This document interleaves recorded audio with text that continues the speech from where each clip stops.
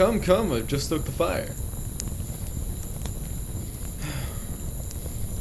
You know, it's on nights like these that I have some of my most fond memories. I remember hunting all sorts of wild games with my friends back in the old days. I remember when we would roast our hunt after a long hunting trip and tell each other stories to pass the time. My older friend liked to tell us stories of the most exotic animals that he had hunted. Yeah, well, the old geezer hunted everything from jaguars in South America to lions and elephants in Africa. But after he reached his mid-60s, he decided to settle down a bit and settle for a more common game. Personally for me, I always told stories of my life, usually the funnier ones to lighten the mood. You know, when it's the middle of the night in the freezing winter, you can sometimes feel a little depressed, you know? But it was my other friend's stories who always got my attention. He told us stories of creatures from all over the world, creatures that, no one was sure existed, but he insisted that there were more than just tall tales. He told us of black wings in Indonesia and shifting sands in the Mongolian desert. But there was this one creature that, whenever he mentioned it, he looked over his shoulders twice. I could always see the terror in his eyes every time the subject was even brought up.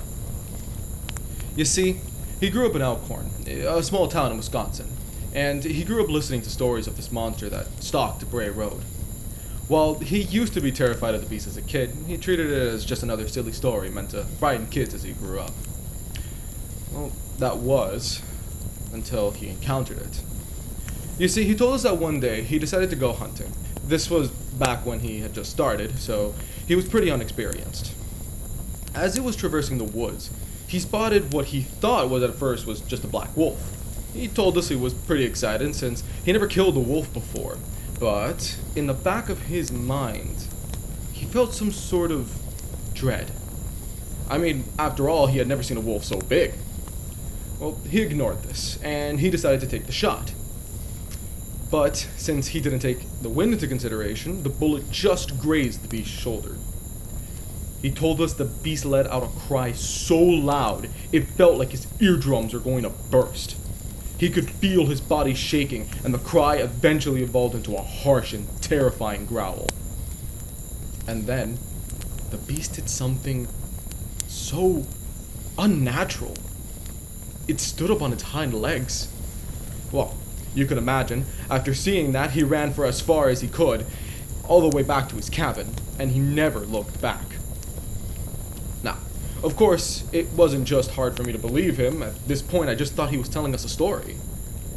But the fear in his eyes felt so genuine. I don't know. But after our camping trip that night, I went ahead and I did some research, and I found he wasn't the only one to have encountered this creature. And in fact, reports of the creature exist as far back as 1939. Look, I don't know what my friend saw. All I know is that he saw something. But well, since I'm curious to see what all of you believe, let me tell you the story of the beast that stalks Bray Road.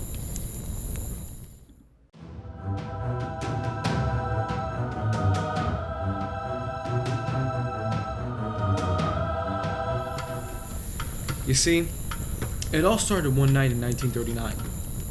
A night watchman for the St. Coletta Institute by the name of Mark Shackleman was given a night shift patrolling the nearby burial mounds. Everything was as it seemed for the better part of the night. However, as he was patrolling, he had encountered a beast like none other. On top of one of the burial mounds, he noted the silhouette of an upright beast the size of a man, with the head of a canine, clawing at the mound with its human-like hands in the dim moonlight. While he couldn't see well in the dead of night, he could hear how desperately the creature was trying to dig at the mound. The creature stopped, looked back, and upon noticing Shackleman, the beast fled. On the next day, not believing his own eyes and beginning to develop suspicions that perhaps he himself had been going insane, Shackleman returned to the burial grounds to search for evidence. Sure enough, he found some. On the burial mound, he found 3 long indents in the shape of raking marks, perfectly matching the idea of a 3-clawed beast. Any ordinary man would have likely either quit or begged for a different position. But Shackleman was clearly no ordinary man. He went back to the burial mounds the next night at midnight. He patrolled the mounds with a flashlight this time, looking for any signs that the beast had returned. One could only imagine that he was either confident enough to believe the beast would flee from him again, or suicidal enough to not care for his own life. All to just confirm he wasn't going crazy. He did indeed encounter the monster once more, going at the same burial mound. However, this time, when the beast noticed Shackleman, he didn't flee. He stood up. The beast rose from its kneeling position, towering over the man at over 6 feet, its black fur blending in with the black of night, its deafening growl filling the air, its putrid scent of decaying meat becoming ever more noticeable, its soul-piercing eyes staring into the deepest recesses of Shackleman's being. Any ordinary man would have fled in terror, and rightly so. But Shackleman stood his ground, and did the only thing he thought he could do. Pray. He prayed to the Lord to save him from the beast before him. Perhaps it was the Lord's work. Or it might be simply that the beast deemed it wasn't worth the effort to kill Shackleman. But, for whatever reason, the beast walked away. Shackleman prayed once more in gratitude for the Lord's work in saving him from the monster. He never saw the beast again, but while he was the first, he was far from the last.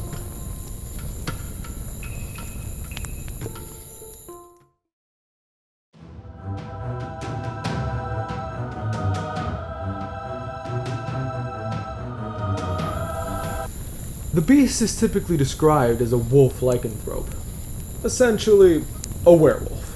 More specifically, it's typically described with the body of a bear, with the head of a wolf or a German shepherd, with thick gray or black fur and glowing red or yellow eyes. There are times when the beast was seen with silver fur, usually, if not exclusively, in the winter. The beast, as you can imagine, is also described as walking on its hind legs, standing at a horrific 6 to 8 feet tall, usually when chasing down its prey or running away. It is also typically sighted near the side of a road, Bray Road being the most common one, hunched or crouched over and feasting on its most recent prey. Upon discovery, the beast will either typically flee from its meal or prepare for its next hunt.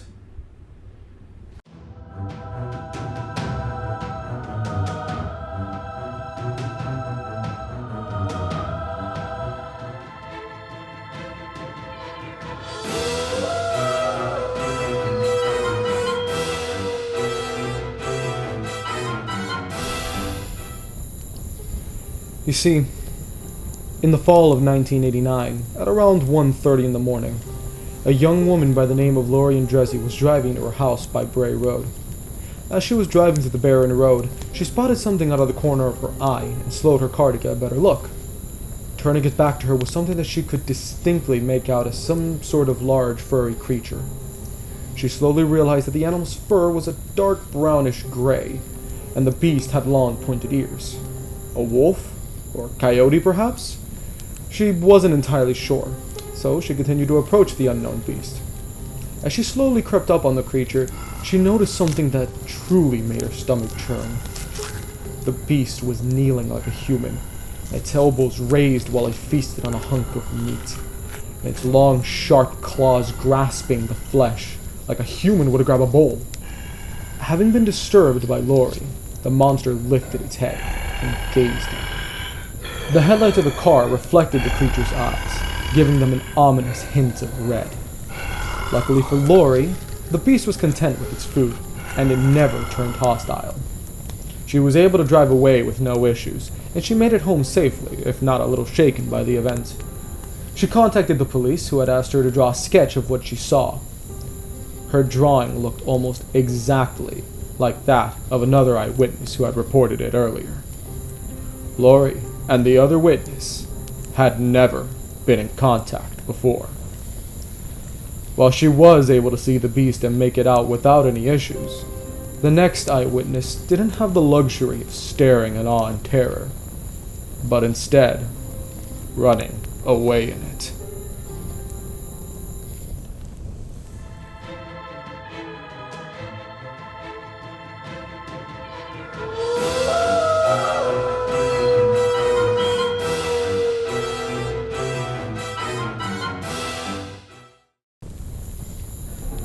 On the Halloween of 1991, a thin fog veiled Bray Road. Doris Gibson had been driving when suddenly she felt her front tire lift off the ground. No stranger to Roadkill, she went on a little longer before she made a turn to see what she had hit, assuming it to be nothing more than just a squirrel or an opossum. But she didn't see anything. No blood, no guts, no evidence she had hit anything at all. However, emerging from the fog, ran forth a beast of great stature and tremendous speed. Fearing for her life, Gibson put her foot on the gas and booked it. She kept accelerating, but the beast was just as fast. She kept going, praying to God that she would make it out of there unharmed. But even as fast as she went, the beast was faster, and the monster grabbed the rear end of the car and shook it. Luckily, the beast let go, but the chase wasn't over. Every moment she could hear the pounding of the monster's feet on the pavement, the hairy chest of the beast heaving as its thunderous cry filled the empty night. And through her rear view mirror, she witnessed how the beast sneered with its gnashing of teeth while it tried to catch up with its prey.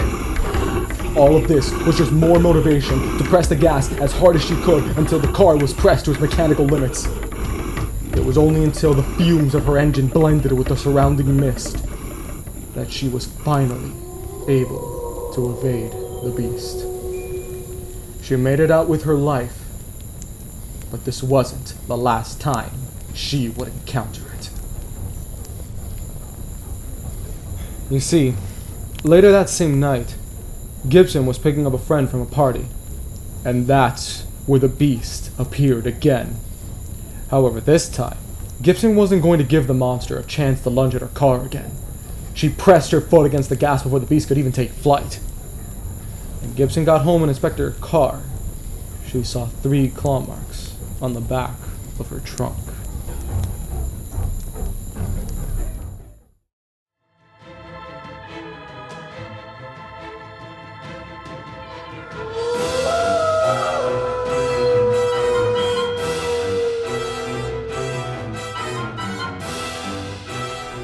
While encountering the beast in your car would likely be frightening and disturbing, nothing can compare to the sheer terror of being chased by the monster while on foot. Unfortunately, for 11-year-old Heather Bowey, she had to endure such a horrific experience. Heather had been sleighing with some of her friends and cousins near a creek, and even though they were likely making fond childhood memories in the snow, the fright of their lives was only a few minutes away. While they were on their way home, what Heather described as a large dog emerged from the woods. While it would be terrifying enough to be stalked by a wolf, the beast was larger than any average wolf. The kids could only stand in fear, like a deer caught in the headlights. But when the beast stood up, they did not hesitate to run for their lives. The beast, with only the hunt in its eyes, sent the children in a screaming frenzy, as the thought of imminent death had never crossed their young minds before. But the monster did not care. It was only looking for its next meal. Child and beast ran across the field, as the heavy breathing of the monster invigorated the children with a constant stream of adrenaline, enough to keep running despite the biting in their lungs from the winter air and the burning of their muscles. Beat after beat, they ran as the brute chased them. Every moment they felt the beating of the beast's paws in the snow. Time slowed, a second feeling like an eternity, as they prayed for deliverance from the monster that was hunting them. Then suddenly, the beast slowed down and stopped. Staring at the children in defeat, it turned into the cornfields and walked away. The children found themselves at their home, pounding at the door as the fear of the thought of the creature's return filled them with dread. Luckily for them, the beast had probably decided the children were too close to the shelter for its comfort. Perhaps because it was aware of any possible weaponry the parents might possess. Or maybe it was the sense of easier prey instead that lured it away. Or the knowledge that it wouldn't be able to catch the children before they would be able to hide behind their walls. For whatever reason, the monster left, and the children lived another day.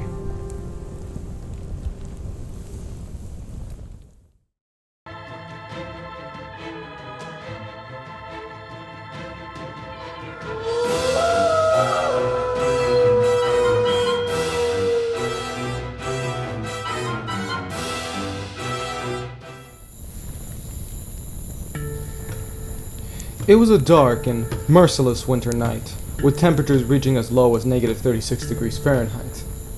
Glenn North was driving down Highway 12 on a large flat plateau. Then, from the darkness, a beast that looked like a wolf, twice as tall as one, rushed towards North's truck at a speed of around 30, maybe 40 miles per hour. North, driving at a speed of 55 to 60, thought that he might run over the monster. Well, not his intention. He had no thought of slowing down, being fascinated by the monster's unique appearance. Despite the monster appearing as if it was finally going to meet its end at the hands of North, the beast jumped.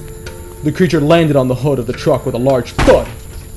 It then jumped from the hood over the truck and back into the road. It kept running at the same velocity it had been prior.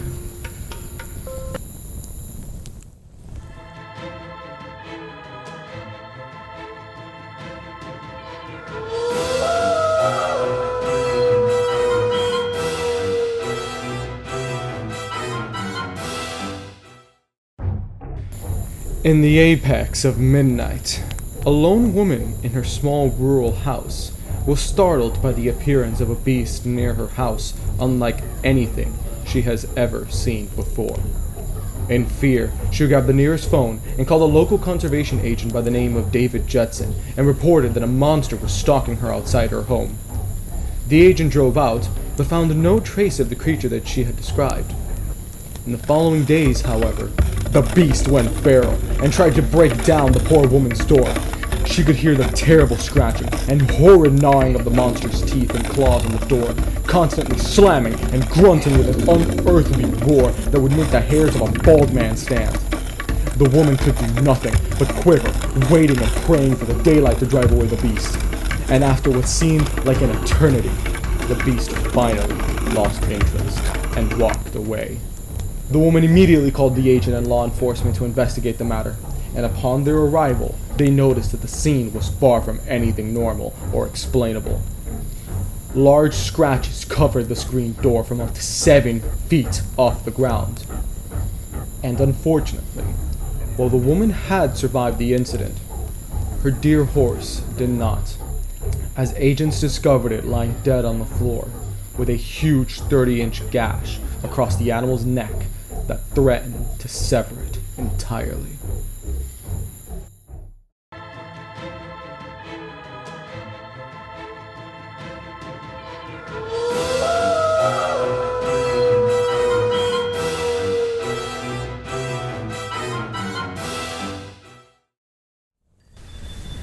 Tom Brichta was a young man who was no stranger to the paranormal.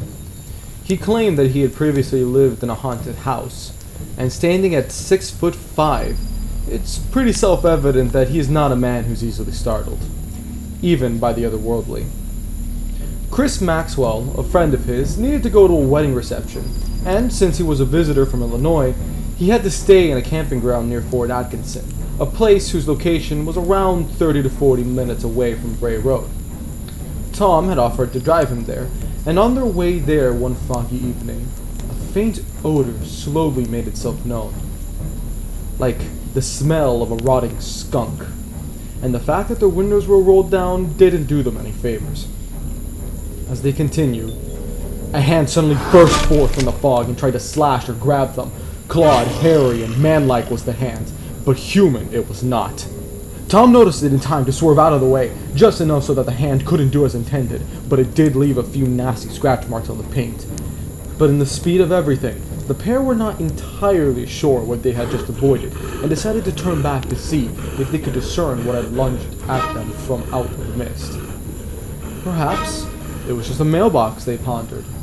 To anyone else, this might seem a little ridiculous. I mean, why would there be a mailbox out in the middle of a forested area?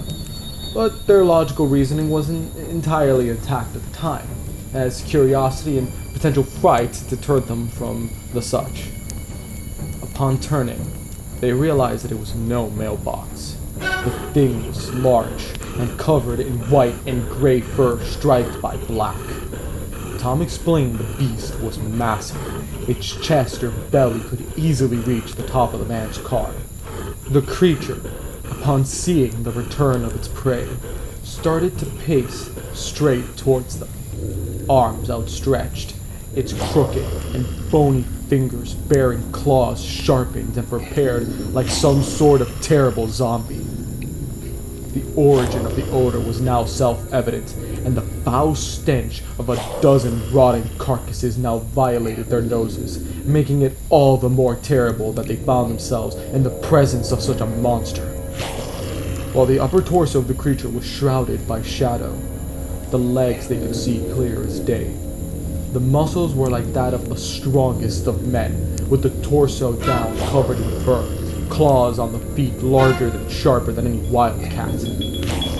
When they saw the hunger on the beast's glowing eyes, Tom glued his foot on the gas and did not let go until assured safety. He had explained that he has had his history with bears and wildcats, and the creature was nothing like them. However, the creature was not done with Tom just yet, as when he was driving down the same road this time with a different friend, Scott Freeman, the beast made himself known once more. This time, however, it seemed the beast was stalking other prey, and did not take an interest to the friends in their vehicle. The beast was so tall that its head and shoulders popped up out of the cornfields that it deemed its hunting grounds. The cornstalks were up to 6 feet tall. The beast glanced at the vehicle, but quickly ignored them, simply disappearing into the bushes. Both times the police were called, and both times they found nothing, with the exception of the second time, where they found a noticeable depression in the cornfields.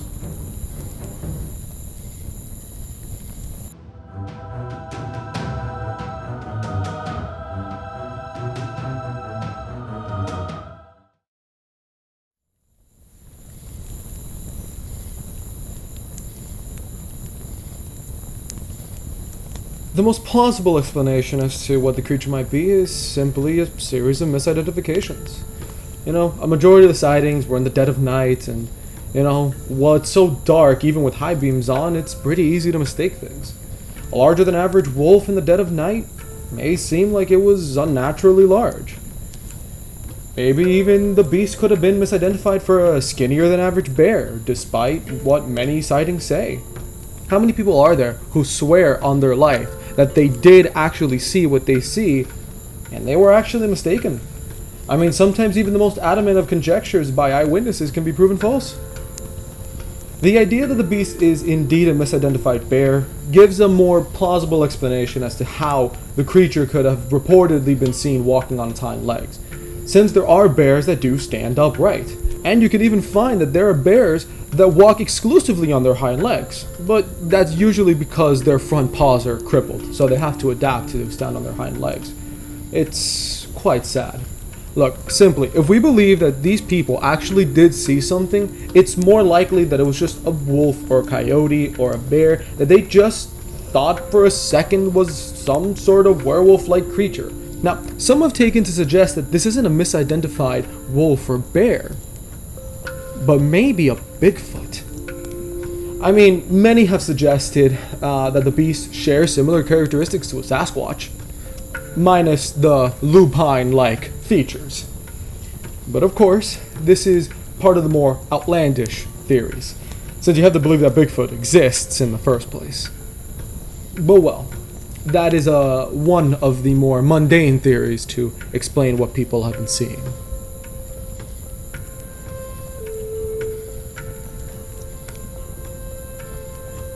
While likely this is the most outlandish of many of my mundane theories, it is still rather plausible. I propose that if the creature is not being misidentified, and assuming that the sightings are genuine, perhaps the beast of Bray Road is a direct descendant from ancient direwolves. I only say direwolves because they were 5 feet on average, but any wolf-like ancestor is a worthy candidate. It is indeed plausible that due to their unnaturally large size, the creature evolved in such a manner that it disregarded the notion of a pack, and decided to become fully solitary. This comes with the advantage of not needing to share the spoils of its hunt, allowing it to grow to an apex predator. The ability to stand on its hind legs may have come as a way to intimidate competition, such as wolf packs, coyotes, wildcats, or perhaps even bears. And like bears and gorillas, it is likely that the ability to stand on its hind legs wouldn't be for long, and only be used as a mechanism of intimidation for minimal effort. As for why it has the ability to remain hidden, the lack of a pack would make it more difficult to track, and the possibility that the creature might go extinct might also contribute to the scarcity of the species. If such a beast exists, I propose that this is a likely theory. At least, a likely theory in my eyes. I'm not really a paleontologist, despite my interest in paleontology, nor am I a biologist. So, take my word as you will.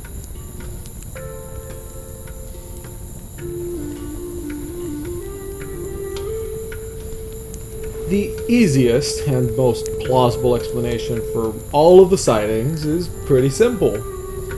That it was all a hoax all along, which was followed by some sort of mass hysteria. Of course, there is always the explanation of fame to gain from the supposed lycanthrope of Elkhorn, and the notoriety that comes with sighting the monster.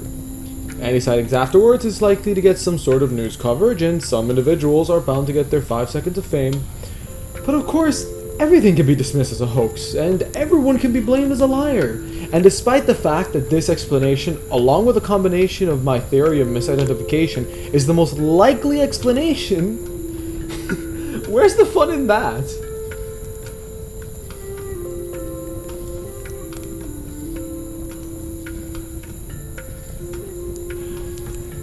Now, to cover some of the more outlandish theories, many of the townsfolk who saw the creature for the first time claimed that there was nothing natural about the beast, and that the only thing it could possibly be was a demon, or even worse, Satan himself.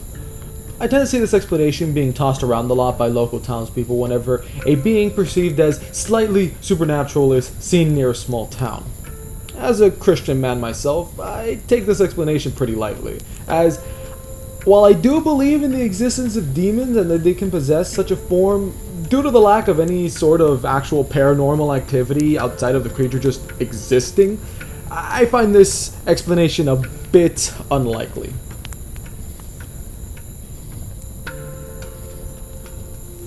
Now, another plausible theory that some people might take a liking to is skinwalkers. Skinwalkers are mythical witches of Navajo origin. They're described as taking the form of animals, but always seem unnatural to look at, as if they were the skin or hide of an animal that was stretched and contorted to fit the shape of a human, and are never seen with a tail. The eyes are always described as human, and they have the ability to stand upright while taking forms. Most disturbingly, they have been described as having the ability to use the voice of another human, often believed to be their previous victims, although their mimicry is not the best, and they can only repeat what their victim last said. Considering this tends to be a pleas for help, it is often effective at luring unsuspecting people only seeking to help out. Based off of the reports, perhaps the beast of Bray Road is a skinwalker, using the skin of various different wolves. 2 of the previous sightings actually give credence to this theory, as Shackleman had reported that the beast murmured something in a human-like tone, while Tom had actually said that the beast didn't have a tail. Overall, based off of what the creature looks like and what skinwalkers are capable of, if you are one to believe in the existence of these witches, perhaps this is a possible explanation for you.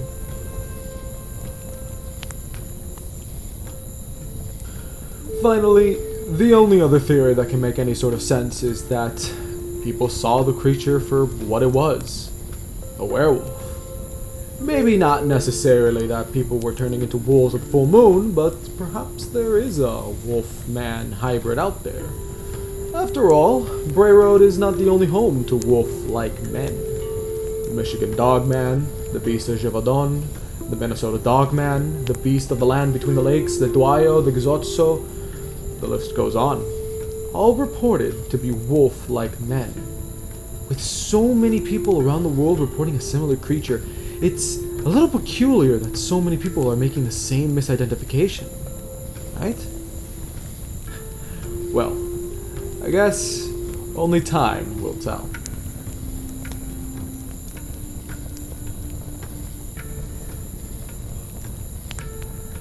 Now, personally for me, do I believe in the Beast of Bray Road? I don't know. Maybe. I have my doubts. For example, when I told you the story of Doris Gibson, she had encountered the monster on Halloween. Kind of a bit suspicious, especially since she saw it in the dead of night and it was foggy. And while at first I did believe that maybe she just saw some guy in a costume, at the same time you kinda have to question how on earth can a human keep up with a car like that? She had her foot on the gas the whole time. As for the horse Gash incident, that one I have plenty of doubts about. I personally believe that's the least believable eyewitness of them all. Reason why? Because of the horse. I don't know if any of you noticed, but I've personally found it a little suspicious that the horse had exactly a 30-inch gash across its neck. I don't know about you, but if it was a giant wolf-like creature, I would expect at least 3 claw marks. Not just one large gash. Some biting, mauling, something. Not just one large gash across the neck. Personally for me, I find that a bit suspicious, and I might actually lay blame on the woman. I don't know, maybe it's some sort of malfunctioning machinery, but personally for me, I don't believe that any animal would have done that. I feel like it was a bit too precise, and too clean to have been an animal. As for Tom Brichta, well, the monster didn't chase him. Maybe it's possible that it was a man in a costume. Although what a man in a costume is doing in the middle of the night, in the middle of the road, in a foggy evening is beyond me. There's always the explanation of some crazy man in a wolf costume, but, well, there's always the possibility that Brichta was lying. But at the end of the day, I only told all of you 6 of the different sightings. There have been significantly more. And as I said before, Bray Road isn't the only home to dogmen. Maybe one day I'll go ahead and tell you the story of the Michigan Dogman. Or, if you want, I'll eventually tell you more stories of the Beast of Bray Road. But well, that's just what I believe. I'm curious. What do you believe?